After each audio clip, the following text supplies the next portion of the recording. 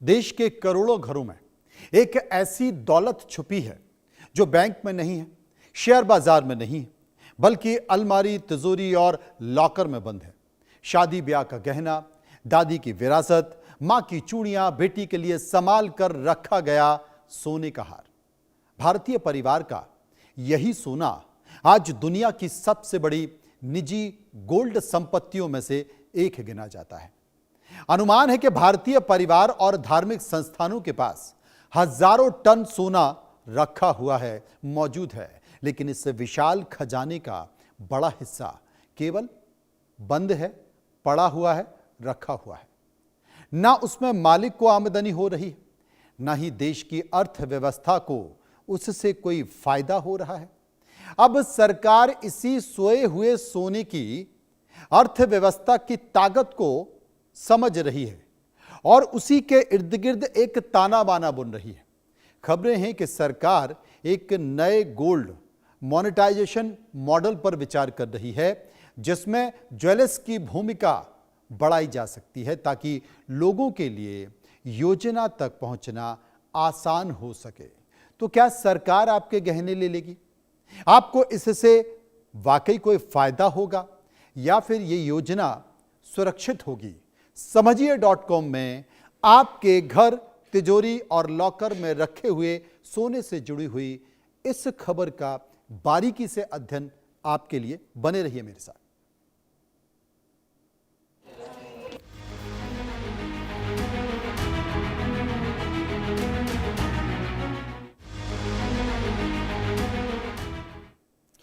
अब सोने से जुड़ी हुई ये स्कीम, सरकार की स्कीम, सरकार इस पर विचार कर रही है, तो मैं ये कह रहा हूं कि आपके सोने पर अब सरकार की नजर है। सरकार का मकसद क्या है? सरकार का मकसद है कि लोग अपना सोना तिजोरी से निकालकर, जहां घर में छुपा कर रखा हुआ है वहां से निकालकर मार्केट में आए और बेच दें, बल्कि उसे एक ऐसी व्यवस्था में शामिल करें जहां पर उस पर उन्हें रिटर्न मिल सके और देश को आयातित सोने पर निर्भरता कम हो सके। आयातित सोना कौन सा? जो सरकार विदेशों से मंगाती है, दूसरे देशों से मंगाती है। सरकार उस पर निर्भरता को कम करना चाहती है। कम करना क्यों चाहती है? सरकार कह रही है कि जब हमारे ही देश के लोगों में, उनके घरों में, उनकी तिजोरियों में, उनके ताले में इतना सोना पड़ा हुआ है, तो उसे ही क्यों ना निकाला जाए, उसे ही अर्थव्यवस्था में क्यों ना लगाया जाए। हम बाहर से क्यों लाएं? हम बाहर से सोना लाकर अपनी विदेशी मुद्रा को क्यों कम करें? अब लेकिन इसमें बड़ा सवाल क्या है? बड़ा सवाल यह है कि आखिर सरकार की नजर बार बार आपके सोने पर क्यों जाती है? आपके घर में जो सोना रखा हुआ है उस पर क्यों जाती है? आपकी तिजोरी, आपके लॉकर में जो सोना रखा हुआ है उस पर क्यों जाती है? क्या आपको गहने वापस मिल जाएंगे? बहुत सारे लोगों में इस बात को लेकर चर्चा चल रही है। आज मैं आपको बताऊंगा कि आखिर यह क्यों कहा जा रहा है, सरकार की इस स्कीम के मायने क्या है। असल में भारत के घरों में बहुत सारा सोना पड़ा हुआ है। $5 ट्रिलियन का स्लीपिंग जॉइंट बन चुका है यह सोना। क्या यह देश की अर्थव्यवस्था को एक नई ताकत देगा या फिर लोगों के मन में इस योजना को लेकर नए सवाल खड़ेगा?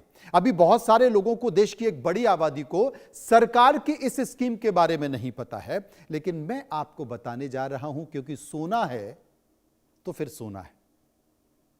अब सबसे बड़ी बात कि भारत में सोना सिर्फ एक धातु नहीं है, यह एक परंपरा है, यह सुरक्षा है और यह सामाजिक सम्मान भी है। मुश्किल समय का भरोसा भी है।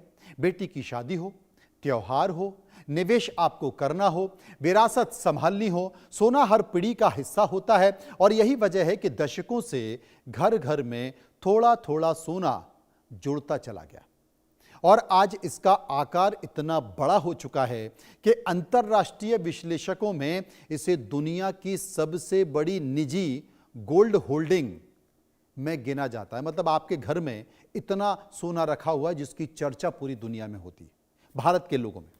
अब विशेषज्ञों का अनुमान है कि भारतीय परिवार और धार्मिक संस्थानों के पास कुल मिलाकर करीब 25,000 टन या उससे ज्यादा का सोना है। क्योंकि देश को तो पता नहीं, सरकारों को तो पता नहीं है कि किसके घर में कितना सोना है, और यह भी नहीं पता है कि अंग्रेज न जाने कितना सोना लूट कर ले गए, तो यह भी नहीं पता लूट कर कितना लेके गए, और अभी यह भी नहीं पता है कि लोगों के घरों में, तिजोरी में, या फिर गेहूं की जो एक बर्तन होता है उसमें कितना सोना रखा हुआ है। इसकी जो कीमत है, भारत के घरों में, भारत की तिजोरी में, भारत के लॉकर में कितना सोना रखा हुआ है, इसकी मौजूदा जो कीमत है वो अंतर्राष्ट्रीय घरेलू कीमतों के आधार पर कई ट्रिलियन डॉलर आंकी जाती है। दिलचस्प बात है कि इस सोने का जो अधिकांश हिस्सा है वो किसी आर्थिक गतिविधि में शामिल नहीं है। सोना है तो रखा हुआ है, लॉकर में रखा हुआ है, तिजोरियों में रखा हुआ, घर में सुरक्षित रखा हुआ है। दूसरी तरफ भारत हर साल बड़ी मात्रा में क्या कर रहा है, सोना विदेशों से खरीद रहा है, जिससे क्या हो रहा है, जो विदेशी मुद्रा है उस पर दबाव पड़ रहा है। विदेशी मुद्रा, किसी भी देश के पास जो विदेशी मुद्रा होती है वो उसकी अंतर्राष्ट्रीय स्तर पर ताकत मानी जाती है। जैसे आपके घर में, आपके पास जो सोना रखा है वो आपकी सुरक्षा है, वो आपकी ताकत है। वैसे ही सरकार के पास, भारत सरकार के पास जो विदेशी मुद्रा है वो उसकी ताकत है, वो उसका सम्मान है। उसी से अंतर्राष्ट्रीय स्तर पर आकलन भी होता है, तो वो उस पर दबाव पड़ता है विदेशी मुद्रा पर। अब व्यापार घाटे पर भी इसका असर पड़ता है, और यहीं से सरकार की सोच शुरू हो जाती है। यदि इस निष्क्रिय यानी कि रखे हुए सोने का एक छोटा सा हिस्सा भी आप बाहर निकाल लें, लोगों के पास जो सोना रखा हुआ है उसे आप किसी भी तरह से योजनाओं के जरिए, डर है जो भी कुछ हो, उसको आप बाहर निकाल लें और आप अर्थव्यवस्था में ले आए, चलती हुई अर्थव्यवस्था में ले आए, जैसे कि बैंकिंग व्यवस्था में ले आए, ज्वेलरी उद्योग की व्यवस्था में ले आए, अर्थव्यवस्था को अतिरिक्त संसाधन इससे मिल सकते हैं। चुनौती यह है कि ऐसी व्यवस्था बनाई जाए जिस पर लोग भरोसा करें।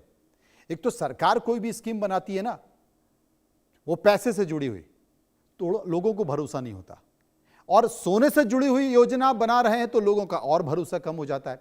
तो अब ऐसी स्कीम बनाए कि लोग कम से कम उस पर भरोसा कर सकें और अपनी मर्जी से उसमें शामिल हो जाएं। यानी कि सिर्फ सोने की नहीं बल्कि भरोसे की भी ये कहानी है, और यही भरोसा तय करेगा कि भारत का ये सोया हुआ खजाना, सोया हुआ सोना क्या देश की आर्थिक ताकत बन पाएगा या फिर नहीं बन पाएगा। ये बड़ी बात है।